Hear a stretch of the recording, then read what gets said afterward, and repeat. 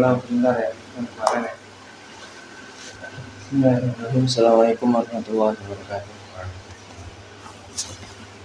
Alhamdulillah, wassalamu ala rasulillah. Salawat serta salam kepada Nabi Muhammad SAW dan kepada sahabatnya, para tabi'in, dan juga mengikutnya hingga hari kiamat kelak. Kemarin kita telah melalui tentang Itmamul Harokat ya. Apa artinya Itmamul Harokat? Tentang menyempurnakan harokat ya, tentang menyempurnakan harokat. Yang bait syairnya disebutkan wapun mamuni pada yatimah ya. Dan tidaklah sesuatu yang domah itu tidak akan sempurna illa bidhammi syafatain dhammah, kecuali kita itu benar-benar memonyongkan kedua bibir kita dengan sempurna, maka dia itu baru dikatakan orang yang menyempurnakan harokat. Karena kalau tidak sempurna dalam penyempurnaan harokat, maka jadi kurang juga arti dari huruf tersebut ya. Yang domah kita monyongkan bibir kita ya. Kemudian yang berikutnya wazun khifadin bin khifadin lil fam. Kemudian begitu juga ketika kita menemui kasroh atau apa, huruf apa yang identik dengan kasroh? Huruf yang identik dengan kasroh apa? Nah, apa huruf ya? Ya, dia identik dengan kasroh. Sedangkan domah dia identik dengan dengan waw. Nah, maka ketika kita menemui harokat kasroh, kita pun harus memiringkan bibir kita ya. Wazun khifadin bin khifadin lil fam yatimmu wal maftuhu bil fathi fam. Begitu juga ketika kita menemukan sesuatu yang berfathah, berharokat fathah, maka kita juga harus membuka mulut kita. Jangan malas-malas bukanya. Karena kalau tidak begitu tidak akan sempurna mengucapkan huruf yang kita ucapkan. Sekarang kita sedikit masuk ke bab awal manzumah nih. Perlu nggak kira-kira kita bacain profilnya penulis ini? Perlu ya? Kamu mau ditulis juga? Sedikit ulasan tentang siapa sih yang menulis syair ini? Ya, itu saja ya. Nah, itu kita akan perkenalan dengan penulis syair ini, yaitu Imam Ibnu Jazari. Ta'rif binalil.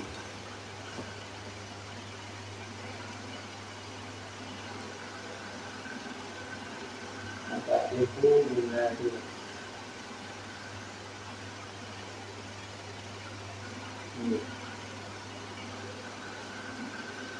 Huwa Abul Khairi Syamsuddin Syamsuddin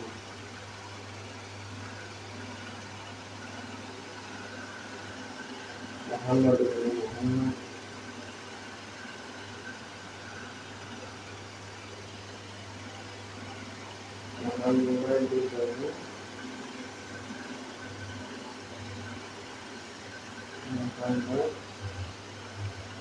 Muhammad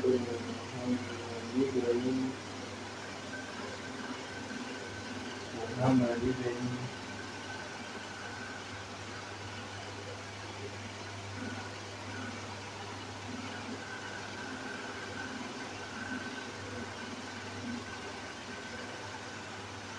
Ali bin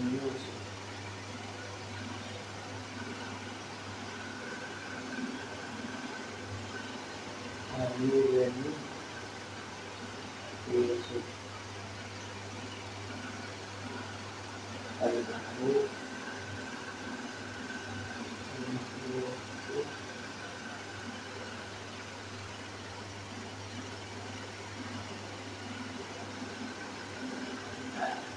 Al-Mahmud Bi'ilani Jazari Allah Ta'ala.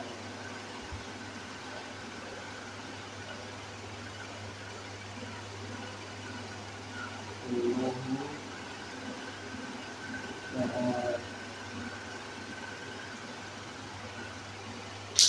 lagi.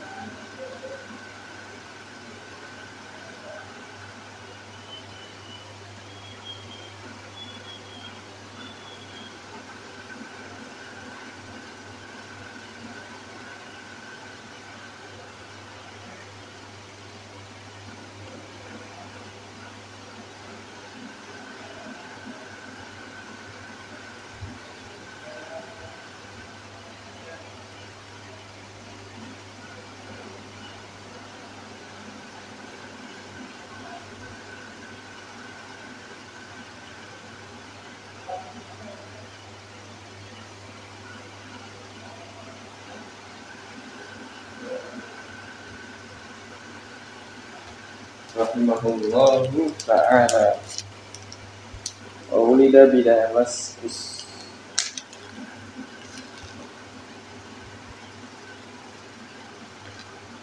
Ulida ada enggak?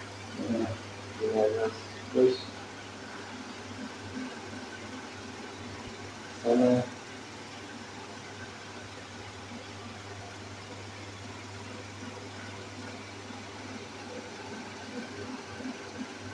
wa tufiya bisyirar.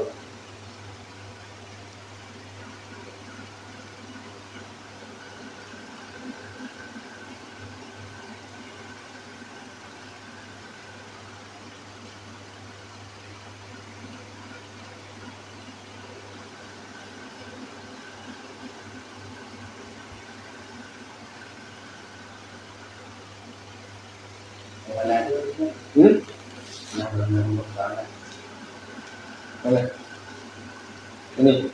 Wa ulida bila maskus di sana.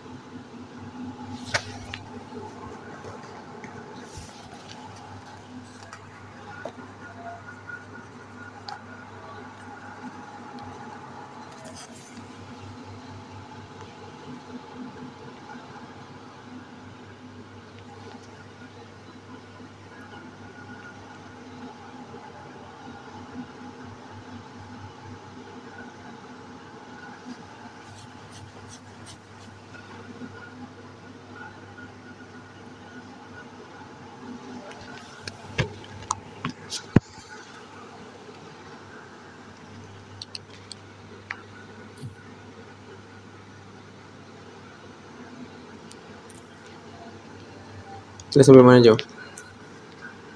Sampai Al-Ghazi. Tazawwajtu.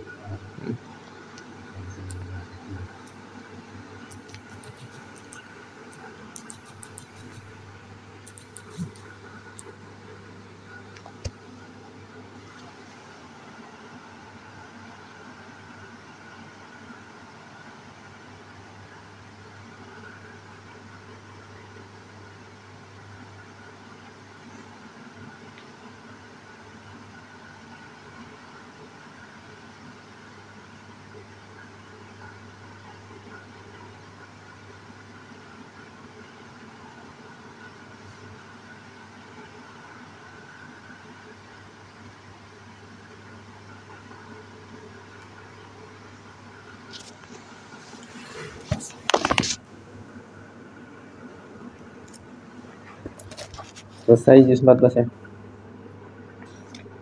أعوذ بالله من الشيطان الرجيم ثم إن ربك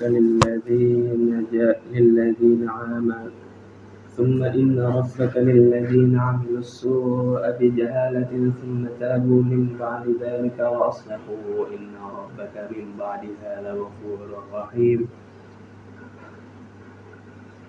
إن إبراهيم كان أمة قانتا لله حنيفا ولم يكن من المشركين شاكرا لأنعمه اجتباه وهداه إلى صراط مستقيم وآتيناه في الدنيا حسنة وإنه في الآخرة لمن الصالحين ثم أوحينا إليك أن اتبع ملة إبراهيم حنيفا وما كان من المشركين إنما جعل السبت على الذين اختلفوا فيه Dan sesungguhnya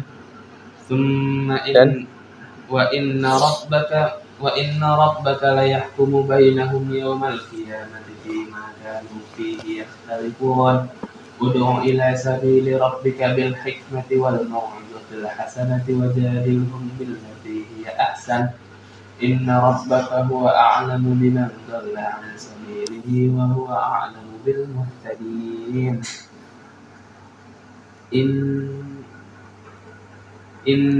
dan jika kamu membalas وإن عاقبتم فعاقبوا بمثل ما عوقبتم به ولئن صبرتم لهو خير للصابرين واصبر وما صبرك إلا بالله ولا تحزن عليهم ولا تك في ضيق مما يمكرون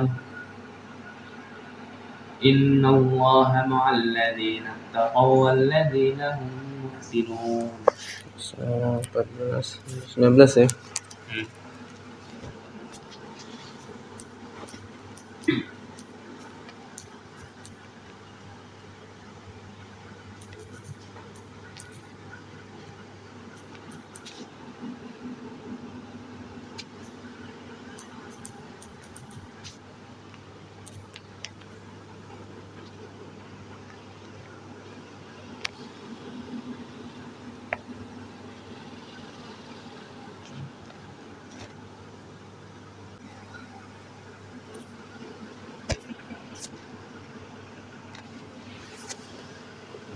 Ya.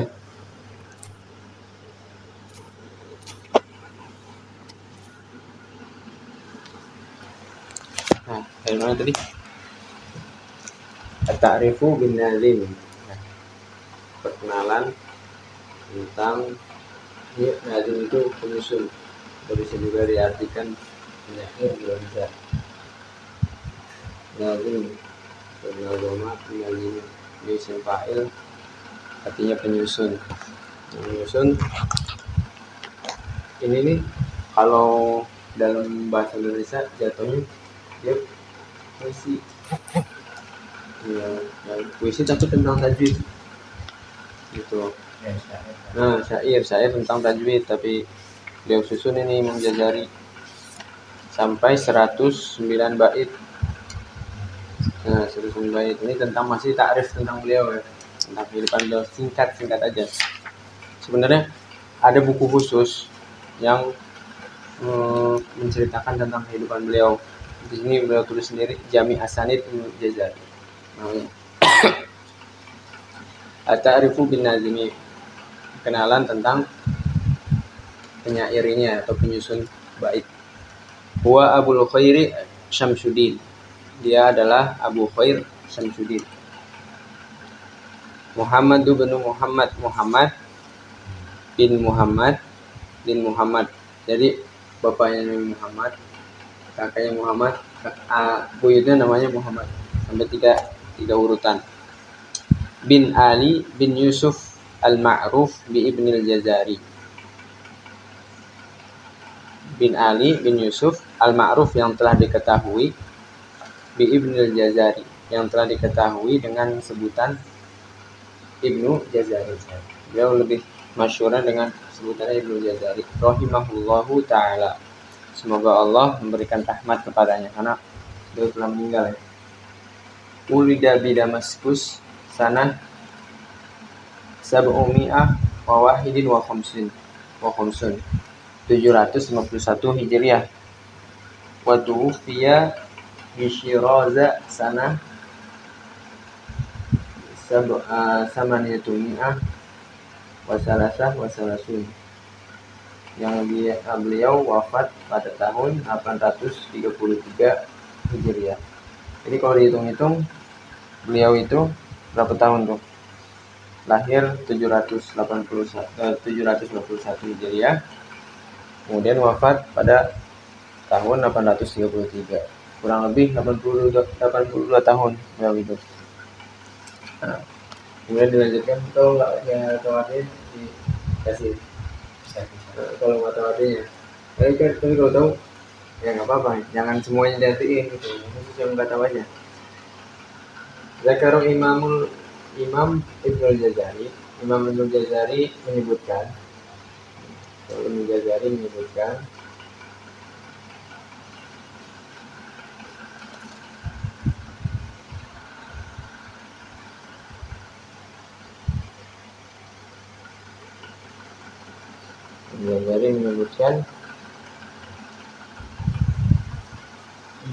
kisah wiladatihi, menyebutkan kisah tentang kelahirannya. Kisah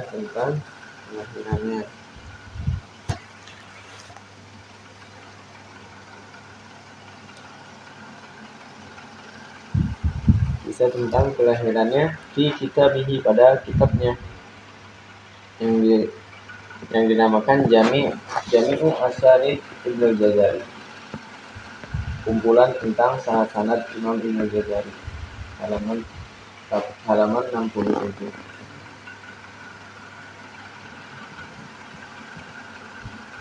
Jami'u Asanid Ibnul Jazari.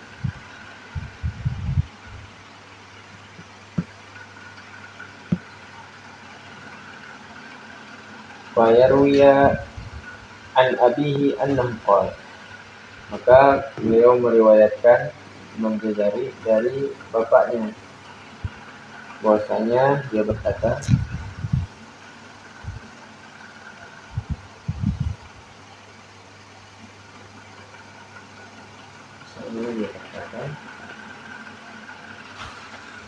syarib itu minma izam jana. Saya itu bapaknya berkata ya, saya telah minum air Zam-Zam, telah minum dari air Zam-Zam, li'an yarzuqani, supaya Allah memberikanku atau menganugerahkanku,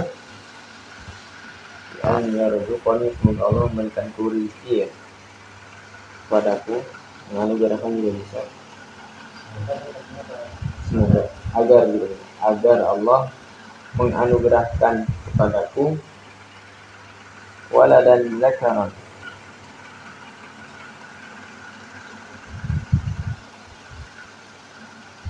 kalian perhatikan dari kata-kata rezeki ini maknanya bukan hanya uang ya, misalnya uang, anak yang soleh, teman yang soleh, kesehatan, terus diri kita yang Allah bimbing dalam ketaatan, itu juga masuk dari itu, bukan hanya terbatas di uang semata.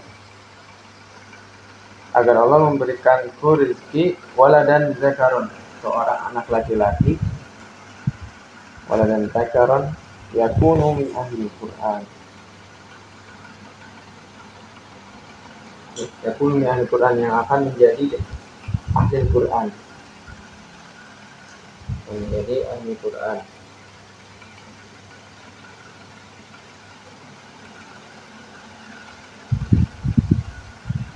Warajatu fi sanati tis'in, dan bapaknya Imam Ghazali berkata, saya telah pulang pada tahun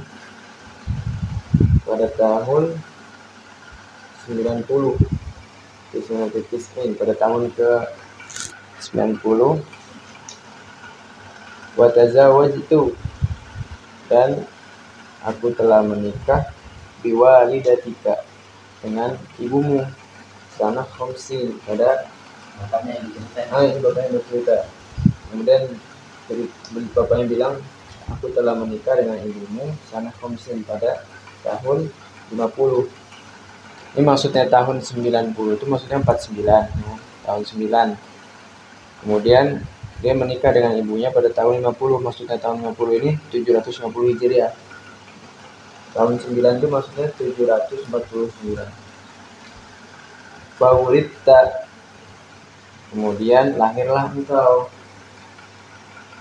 Bawuritta li, kemudian lahirlah engkau untukku. Fi lailatis sabti al-khamis wal 20, pada malam Sabtu 25 dari bulan Ramadan. Fi sabti, pada malam Khamis, fi sabtul Khamis, pada malam bukan pada malam itu, hari Sabtu tanggal 25 Ramadan. Pada malam Sabtu, fi lailatis sabti al-khamis wal 20, pada malam Sabtu tanggal 25 dari bulan Ramadan al-mu'azzam, yang agung atau yang mulia.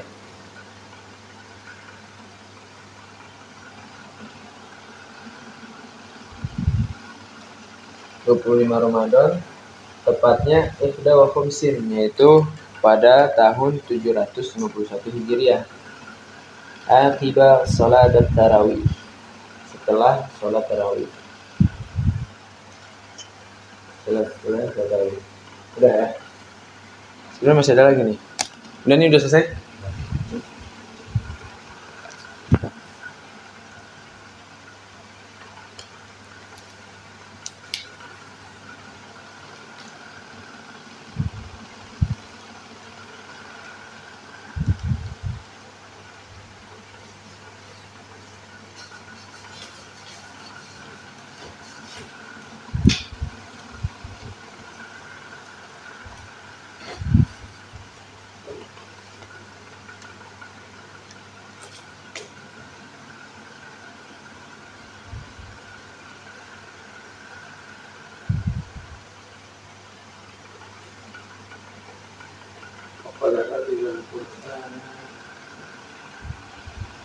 Lihat aja.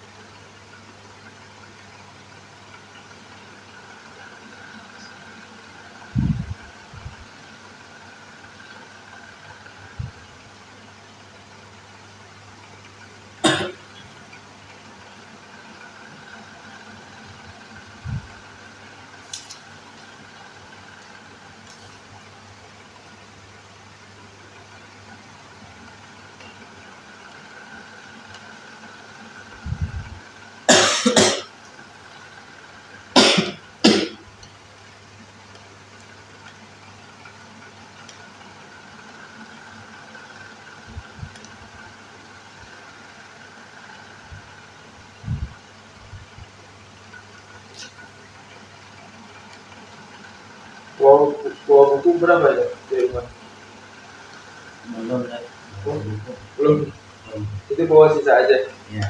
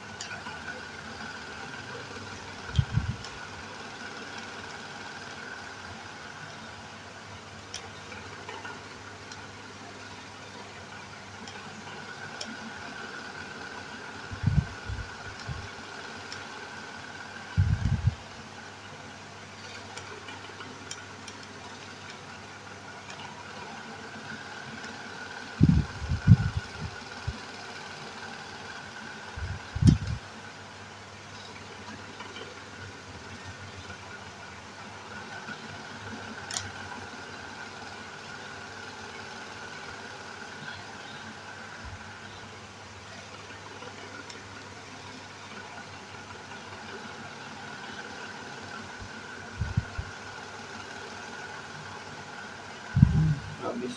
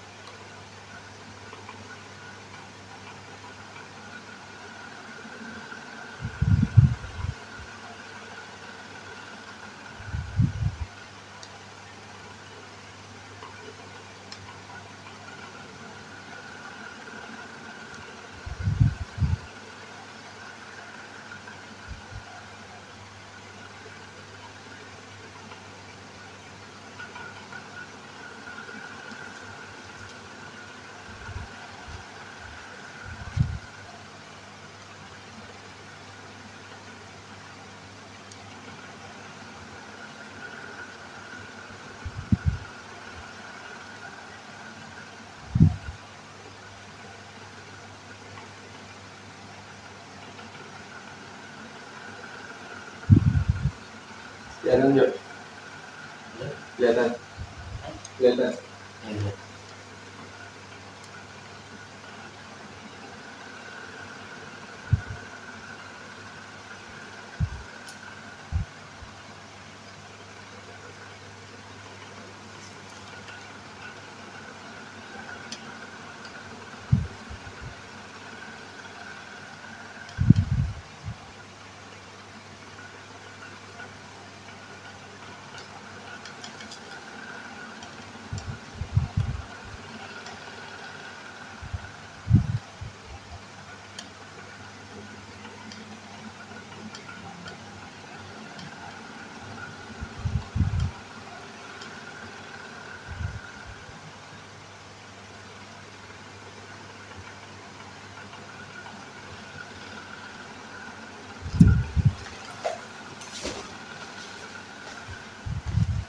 Itu kasirun yang terakhir ya.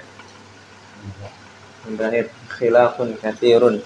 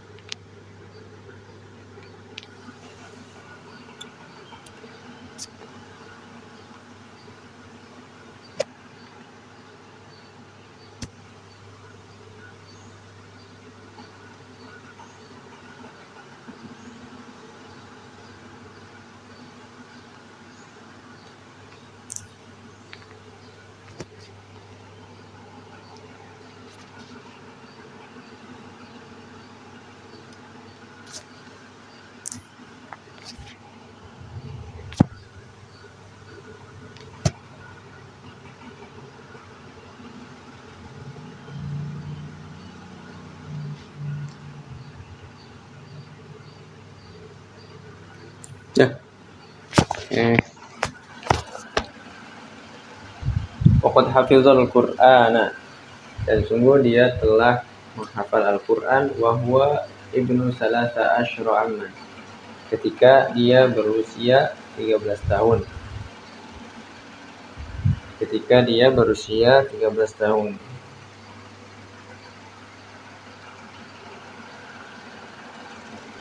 Ketika dia berusia wa afradul qiraat wa jama'aha, dan dia telah menguasai ilmu qiraat, afradul qiraat wa jama'aha, dan menghimpunnya. Dia telah menguasai ilmu qiraat wa jama'aha, dan menghimpunnya. Wa huwa ibnu sab'ata asyra aman, dan ketika itu umurnya 17 tahun ketika menguasai qiraat dan menghimpunnya. Warahala ila Misra takaroran, dan dia rihlah berpergian ke Mesir takaroran itu artinya berulang kali atau sama dengan miroron. Wal taqa bi a'immatil qura, dan beliau bertemu dengan banyak para imam-imam qiraat di Mesir, karena memang sumbernya di Mesir banyak qiraat. Wa sami'al haditsa, kemudian juga beliau mendengar hadis, artinya beliau juga belajar hadis, bukan hanya tentang ilmu qiraat saja. Wa akhadzal fiqha, dan beliau juga mengambil ilmu fikih di Mesir. Wa ajazahu bil ifta'i, dan beliau diizinkan untuk memberikan fatwa.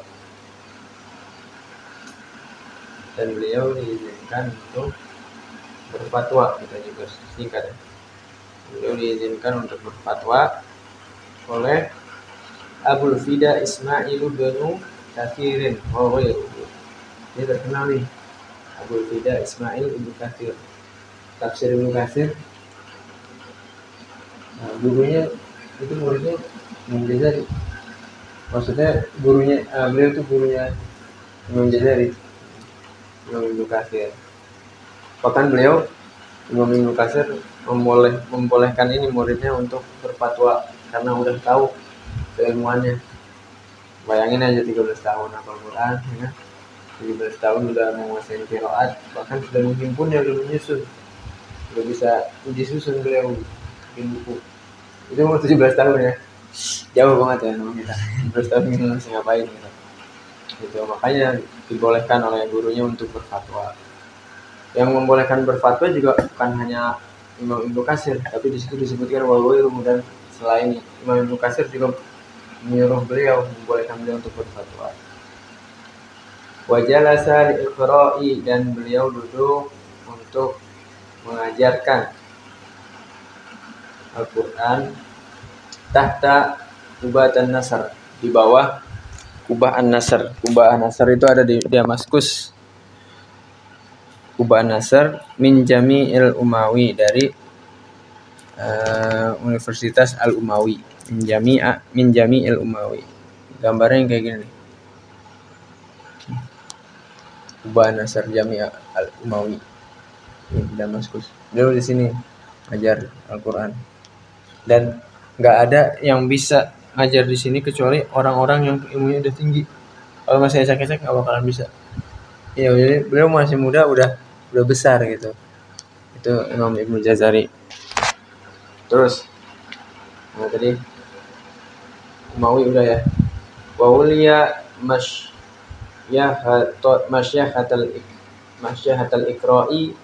iqra'il kubra. Wa uliya masyahatal iqra'il kubra, dan beliau itu diangkat sebagai syekh atau pimpinan besar dalam bidang qiraat. Wa uliya masyahatal Iqra'il Kubra. Wow. Dan beliau diangkat sebagai Syekh Al-Iqra' atau pemimpin besar dalam bidang qiraat.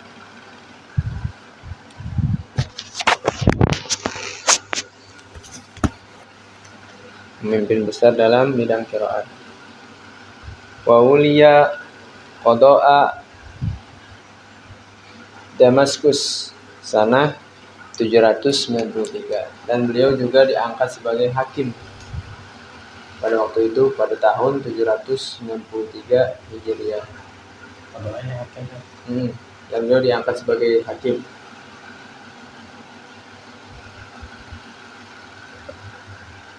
Walamma qamat fitnatut Taimuriyah, dan tatkala terjadi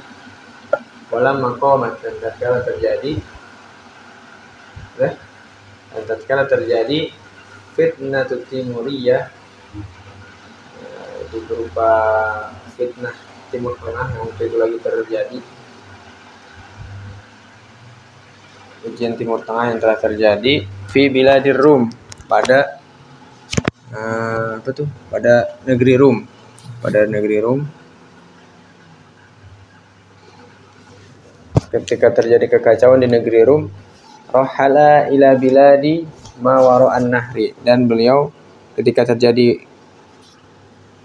kekacauan itu di Timur Tengah itu, beliau pergi atau rihlah melakukan safar ke biladi ma wara'an nahar, ke negeri yang dimana belakangnya itu ada sungai. Apa coba negeri yang belakangnya ada sungai? Turki. Beliau ke Turki. Dari Damaskus ke Turki. Summa ila Shiraz, kemudian beliau pergi ke Shiraz. Shiraz ini di Iran.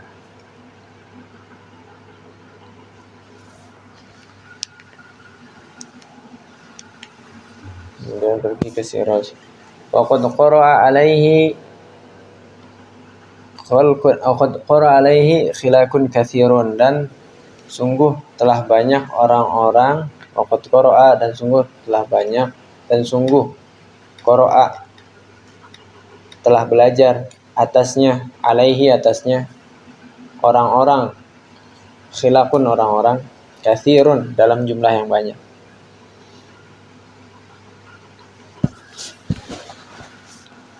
Dalam jumlah yang banyak.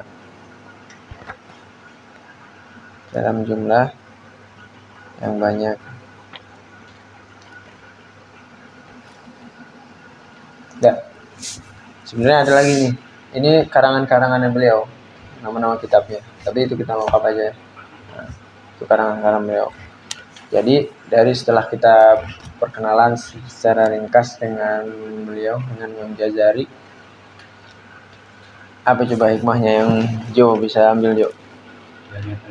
Dari perkenalan sedikit dengan Imam Jazari di biografinya. Yang bisa diambil pelajarannya.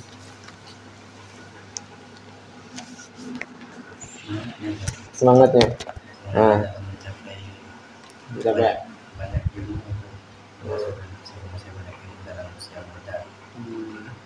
Bersungguh-sungguh dalam usia muda ya.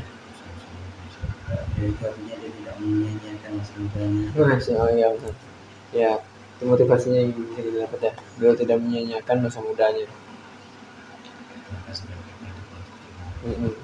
Sama itu ya. Nah, kemudian juga di sini kita bisa ngambil pelajaran bahwasanya kalau kita ada niat baik, kita bisa menggunakan wasilah. Apa juga wasilah yang tadi itu yang dia lakukan oleh bapaknya? Ingat nggak? Apa ada yang diceritain tuh di dalam Jami' As-Sanid Ibnu Jazari yang dia meriwayatkan dari bapaknya? Bapaknya berkata,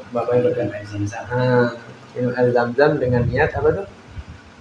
Dengan niat agar dikaruniai diberikan rezeki, waladan dzakaran, laki-laki yakunu min ahlil Quran,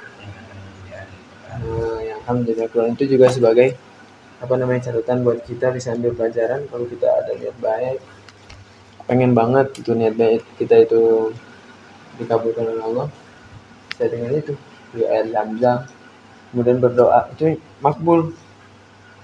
Kan Pak, ada dijual air Zam-Zam sih? Ada banyak di situ, ada di Roja, beli online juga bisa.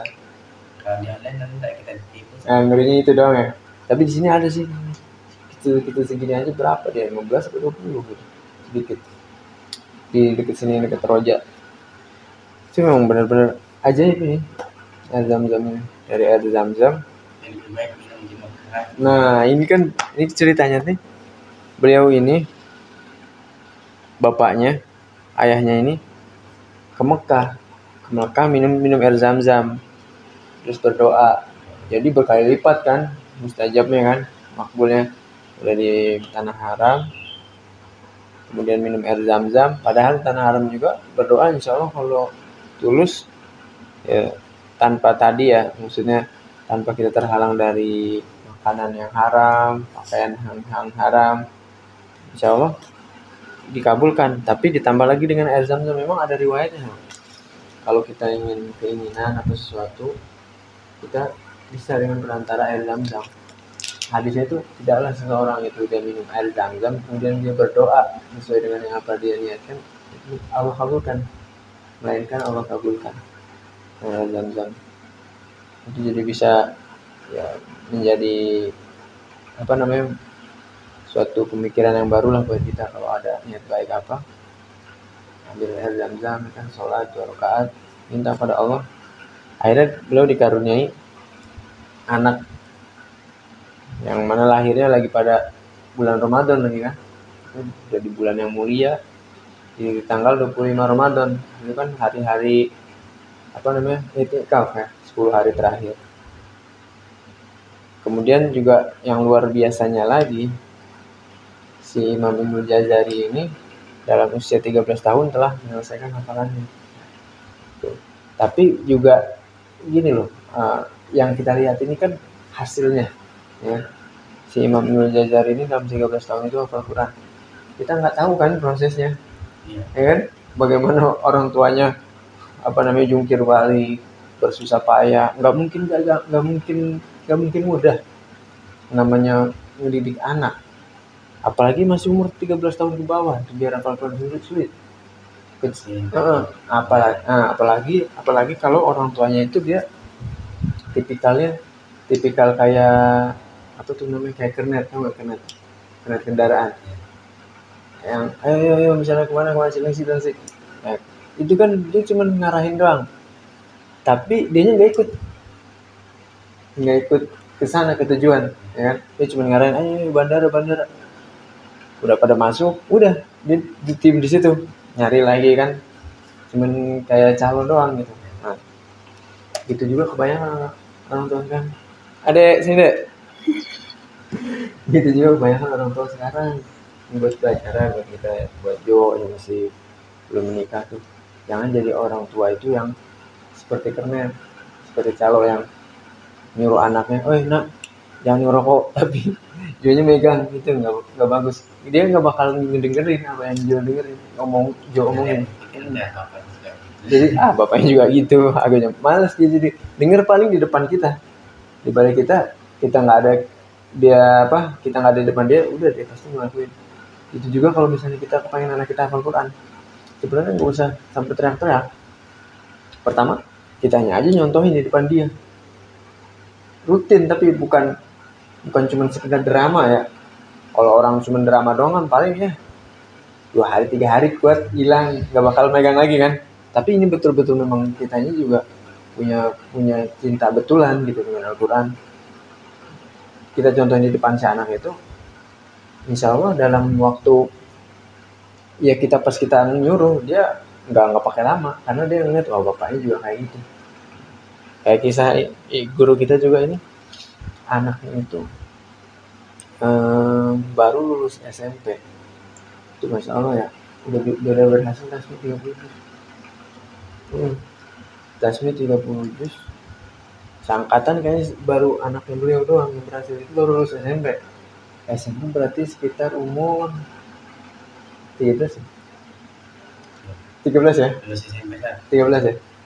Lulus SMP Nah, 15 ya. 15 ya? 15 ya, sekitar itu 15 tahun. Habis itu guru kitanya juga bilang sama si anak ini, sama anaknya, kalau kamu selama Ramadan berhasil hatam 30 kali, ayah kasih hadiah umroh. Bayang gak? Berarti sehari hatam kan? Ini serius, cerita kisah nyata, kita guru kita sendiri. Sehari baca itu Sehari ambil goib, karena memang hafalan sudah kuat. kalau apa saya merojah itu saya Murojaah. Kan jadi ibaratnya kita dengar cerita ini aja level kita masih sangat jauh ya. Stop lah. Iya benar. Jadi kita aja maksudnya ibaratnya, mohon maaf ya, canduan sama Al-Quran aja kita butuh, kayak butuh komunitas ya kan. Butuh komunitas, butuh teman. Kalau teman nggak ngakuin, kita nggak ada hasrat gitu kan. Kita masih selevel itu loh. Kalau ini udah sampai guru kita itu cerita gini, kalau udah Ramadan datang, itu jadwal-jadwal di luar kayak undang-undangan suruh ngisi, pengajian, ngajar, segala macam itu beliau kurangi. Karena beliau fokusin kan sehari hatam. Mulainya beliau biasanya jam 3 atau jam 2.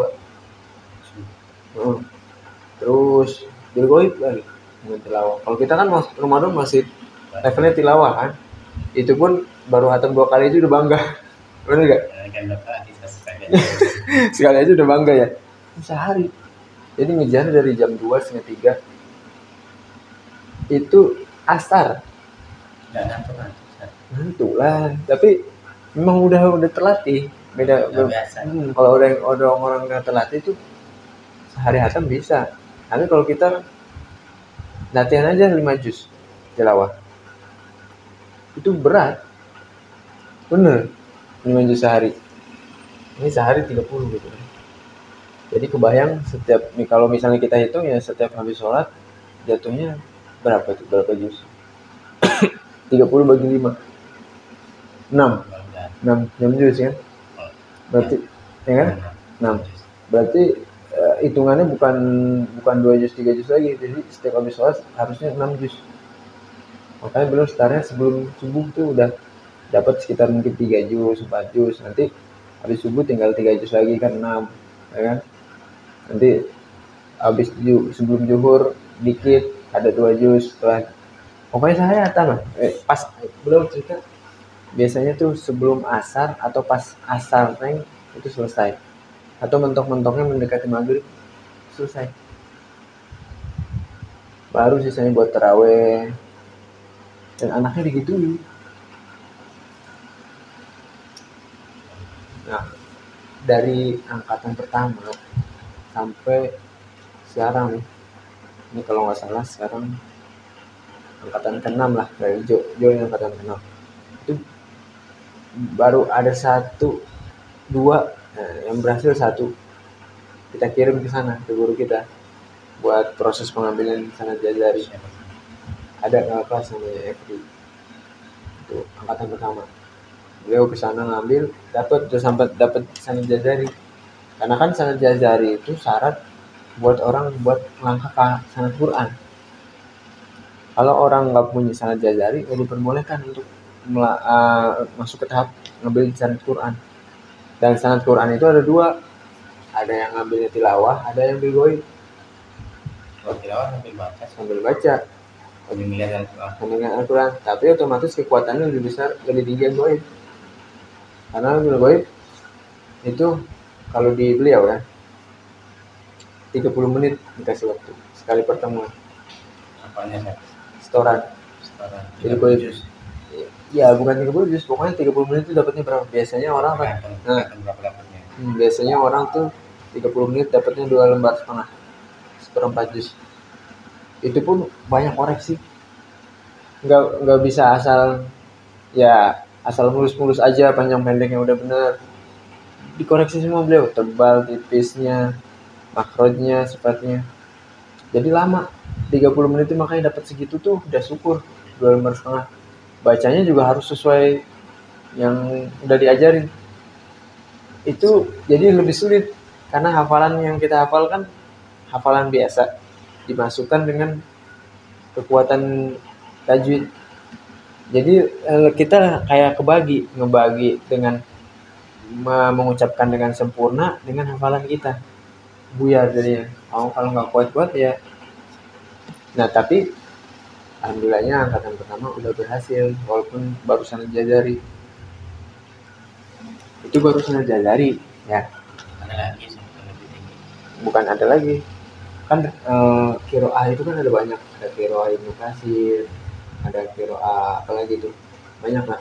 Ada Waras, banyak macam-macam. Kalau kita kan qiraahnya qiraah Asim, Hafiz Al-Asim ya, Hafiz. Itu memang yang rata-rata mayoritas dasarnya itu Hafiz An-Asim yang kita baca. Rata-rata orang Indonesia, orang Asia kebanyakan itu. Ya. Kalau udah Waras, udah Ibnu Katsir udah beda lagi dari pengucapannya. Itu baru ibaratnya baru satu qiraat ya. Masih panjang perjalanan. Dan orang-orang memang mengiranya gini tuh. Orang-orang ada ya sebagian orang itu yang menganggap udahlah Al-Quran itu nggak usah kita belajar terlalu bahasanya kayak berlebihan lah gitu, kayak ngucapinnya kayak gitu, yang penting diamalin. Padahal salah satu bentuk ngamalin Al-Quran itu bacanya benar. Nanti ada di sini disebutin di matan ini di bab tajwid, di situ disebutin malam yusahhihil Qur'ana asimun. Barang siapa yang dia membaca Al-Quran yang belum benar, dia akan bahkan berdosa. Jadi salah satu bentuk ngamalin syariat ini syariat tuh, karena kan Al-Quran sebagaimana diturunkan dibaca, nggak boleh seenaknya, ya kan? Bagaimana Al-Quran diturunkan? Ya bagaimana ketika Jibril mentalaki Nabi Muhammad kan, kemudian Nabi Muhammad mentalaki para sahabatnya terus tabiin, terus para ulama, akhirnya sampai ke kita. Ada ilmunya gitu, nggak bisa asal. Nah, yang penting gue baca, ya baca kalau malah nambah dosa ya, buat apa ya kan? Betul gak? Nah, itu makanya penting kita talaki di depan guru, dibenerin salahnya di mana. Karena itu kalau salah baca bukannya pahala malah nambah dosa. Meskipun ada memang hadis yang situ disebutkan, orang siapa yang terbata-bata dalam membaca Al-Quran dia dapat 2 pahala. Sedangkan orang yang membacanya dengan mahir, dengan qiraah yang bagus, itu diumpamakan bagaikan bersama para malaikat yang mulia. Ya bukan berarti juga terbata-bata di sini orang ini nggak belajar ya, dia tetap belajar terus. Cuman kan memang kecondongan orang beda-beda ya, kemampuan orang beda-beda. Ada orang yang udah belajar bertahun-tahun, memang bisanya begitu. Ya tapi itu udah berusaha, ya kan? Beda yang cuman udahlah baca aja yang penting dapat 2 pahala, lain cerita. Nggak ada lain itu, memang orang dia nggak ada niatan buat memperbaiki. Emang harus ada niatan belum memperbaiki, tapi tetap masih susah, baru itu dapat 2 pahala. Itu baru ilmu Al-Quran ya kan. Belum belajar kitab fikih lagi, belum belajar hadis lagi, belum belajar usul fiqh lagi. Kayaknya kalau dikasih umur kayaknya nggak cukup ya, bener gak? Buat ngabisin waktu dengan Al-Quran dan segala macam yang berkaitan dengannya aja udah kayak seolah-olah kurang gitu waktu. Tapi beliau ini tetap, kan tadi disebutin kan di situ, belajar hadis, ya, belajar fikih. Jadi ya, beliau bukan hanya beliau tentang guru qiraat aja, bukan ngajarin tentang bagaimana tata cara baca Al-Quran doang, tapi juga beliau juga diangkat sebagai hakim juga, ya kan? Di situ sebagai mengambil belajar fikih juga, cuman beliau punya kecondongan, punya spesialisasi gitu. Spesialisasinya di qiraat. Gitu. Makanya yang ketika kita adakan itu tadi jajari yang pagi Senin sama Kamis itu, yaitu kita baca sesuai bagaimana yang guru kita talakikan. Memang ada nih jajari itu banyak cabangnya. Maksudnya gini, kan dia tahu hadis arba'in. Nah, yang mensarah itu bukan satu orang doang, banyak orang. Begitu juga jajari, yang mensarah bukan satu orang doang, banyak orang. Ini kalau ini yang jalur ke Dr. Aiman namanya. Dr. Aiman itu begini teksnya. Tapi kalau ada ke yang lain lagi, ini teksnya beda lagi. Ada perubahan. Bahkan nggak ada tambahan. Kalau kita ada tambahan nih. Ada tambahan tadi seperti itmamul harokat, penyempurnaan harokat, itu hanya ada di Syekh Aiman. Kalau di jalur lain ada juga, tapi nggak ada tambahan-tambahan kayak gini. Itu seperti inilah Jurumiyah, banyak kan yang mensyarah siapa orang-orangnya. Begitu juga ini, banyak yang membuat buku penjelasan tentang ini. Makanya itu kita ikhtiarkan lah, Senin sama Kamis itu minta lakukan ini. Harus dihafal jadi bisa. Memang harus apa? Semuanya. Bahkan sampai terakhir, sampai sini. Terus nah itu tuh. Yang terakhir apa, coba baca judulnya? Tanbihat fi husnil ada. Nah, itu. Sampai sini. Ya man yaruhu tilawatal Qur'an, ya kan? Karena siapa yang ingin dia membaca Al-Qur'an, wa yarudu sya'wa immatil itqan, dan dia ingin mencari guru selain guru yang itqan, yang benar-benar terpercaya. Nah, di situ disebutin la tahsabit tajwid dan mufridan. Jangan kamu kira tajwid itu cuma hanya memanjangkan seenaknya saja.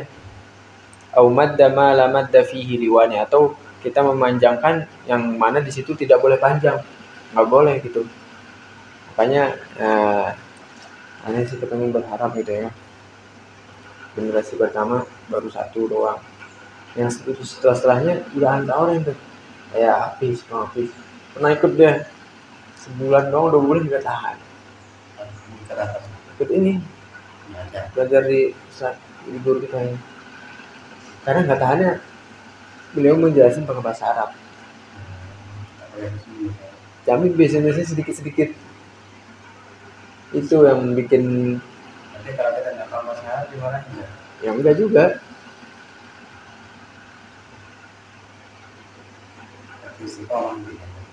Ya enggak juga. Jadi gini, yang penting tuh sebenarnya berangkat ke sana dapat bagaimana cara ngucap.